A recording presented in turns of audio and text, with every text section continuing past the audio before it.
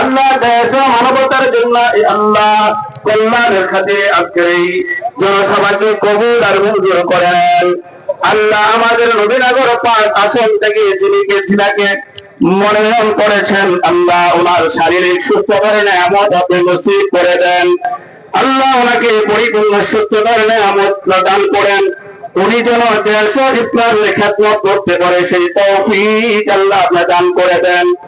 আল্লাহ আজকের জনসভাকে আপনি কবুল আর মঞ্জুর করেন।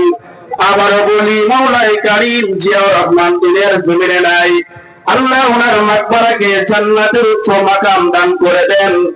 ওনার পরিবার পরিজন যারা দুনিয়া থেকে বিদায় নিয়েছে সবাইকে আপনি মাফ করে দেন।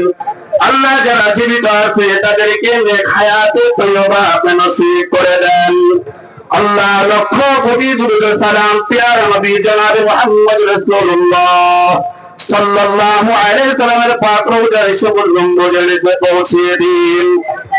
আমিন আমিন রহমনা মাহুম বিরহমাতিকা ইয়া আরহামার রাহিমিন।